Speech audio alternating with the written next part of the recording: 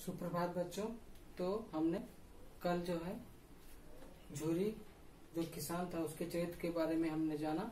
आज हम जो अन्य पात्र हैं कहानी के उनके बारे में जानते हैं। तो दूसरा जो पात्र है झूरी की पत्नी, इसके बारे में हम जानते हैं। गुस्से वाली, स्वार्थी, जानवर से लगाव और कुशल गृहिणी। इसका चरित्र कैसा है?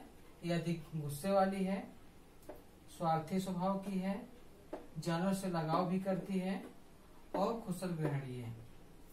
इसके बाद तीसरा है झूरी का नौकर। ये अधिक ईमानदार है, मतलब ये झूरी के यहाँ काम करता है और वो अपना काम ईमानदारी से करता है।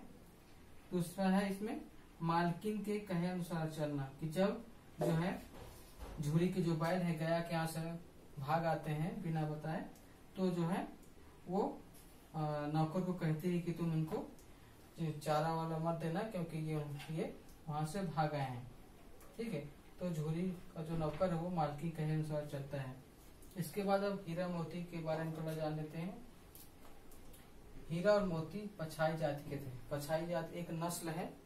इस नस्ल के जो बैल होते हैं वो बड़े मेहनती होते हैं, फटे कट्टे मोटे होते हैं और ये काम को आसानी से जो है करते हैं।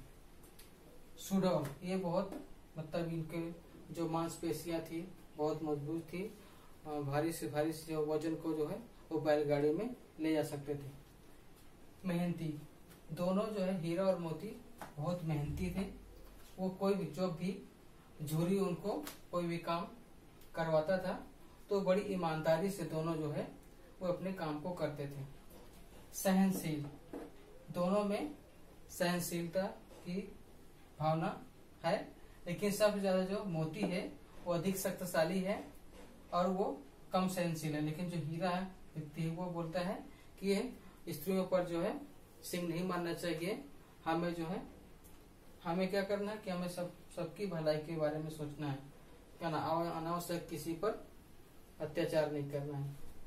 तो वो जो मोती है वो अधिक शक्तिशाली है, लेकिन जो हीरा है वो थोड़ा वो जो है नैतिक मूल्यों की बातों में रहता है कि हमें कोई भी काम करना चाहिए तो सोच समझ कर करना चाहिए।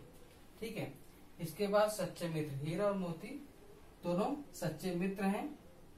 और जब झूरी जो है दोनों से काम करवाता है तो जब भी हीरा की तरफ वजन आता है तो मोती संभाल लेता है और मोती की तरफ भार आता है गाड़ी का तो हीरा संभाल लेता है। तो वहां अपनी सच्ची मित्रता दिखाते हैं। सच्चा भक्त मतलब क्या है? वो एक दूसरे को कार्य में सहभागिता दिखाते हैं और एक दूसरे के प्रति भक्ति भावना रहती है। त्यागी, त्यागी क्या है कि जो है एक दूसरे के लिए, तो जो हीरा और मोती तो है हमेशा एक दूसरे के लिए प्राण देने के लिए तैयार रहते हैं। जब उनको कांजी हाउस में बंद कर दिया जाता है तब जो है हीरा मोती को बोलता है कि तुम चले जाओ, लेकिन हीरा बोलता है नहीं हम नहीं जाएंगे। तो दोनों एक दूसरे जो है एक दूसरे के प्रति बड़े ईमानदार है, त्याग की भावना इनके अंदर है। परोपकारी, ये परोपकारी है कि जब कांजी हाउस में दोनों को बंद कर दिया गया था तब जो है जितने भी जानवर थे कांजी हाउस में, ठीक है, तो उन्होंने क्या कर दिया, उनको जो है छुड़वा दिया, दीवार तोड़ दी और उनको रिहा करवा दिया। गया जो झूरी का साला है, इसका स्वभाव कैसा है? ये स्वार्थी स्वभाव का। क्यों? जब झूरी के बैलों को लेकर जाता है तो अपने बैलों को वो क्या करता है, अपने बैलों को वो बहुत अच्छे से खाना देता है, चारा देता है। लेकिन जो झूरी के जो बैल हैं उनको लेकर जाता है लेकिन उनको चारा घास जो है अच्छे से नहीं देता है, लेकिन काम ज्यादा करवाता है। अत्याचारी क्रोधी मतलब क्या है कि वो बैलों पर अनावश्यक जो है उन पर अत्याचार करता है, गुस्सा दिखाता है, उनको मोटी रस्सी में बांध देता है। अब है भैरव की लड़की। ये कौन है? ये भाई, इसकी माँ मर चुकी थी और जो गया की जो पत्नी थी वो इस पर अत्याचार करती थी। ठीक है, तो जब गया बैलों को बांध देता है तो ये लड़की जो है रात को आती है और वो दोनों बैलों को जो है रोटी खिला जाती है चुपके से। तो कहीं न कहीं भैरव की जो लड़की है उसका स्वभाव बहुत अच्छा है, परोपकारी शांत प्रकृति की उसका जो स्वभाव है परोपकारी है और शांत प्रकृति की है। ठीक है, बालक के प्रति आत्मीयता है, मतलब वो अब क्यों, क्योंकि दोनों की स्थिति, भैरव की लड़की की स्थिति और बैलों की स्थिति दोनों एक जैसी थी, इसलिए लड़की का बैलों के प्रति आत्मीयता की भावना जागई। दड़ियल कसाई, ये जो है अत्यधिक क्रूर है, क्यों, क्योंकि ये जो कांजी हाउस में जब इनको हीरा और मोती को नीलाम कर दिया जाता है तो दड़ियल कसाई इनको खरीद लेता है। ठीक है, और इनको लेकर वो चला जाता है, तो उनको रास्ते में जो है दड़ियल कसाई बहुत उनको मारता है, क्यों, क्योंकि वो जो है हीरा और मोती इधर भाग रहे थे। तो आज हमने जो है इसके चरित्र के बारे में जितने भी कहानी के पात्र थे उनके बारे में पढ़ा।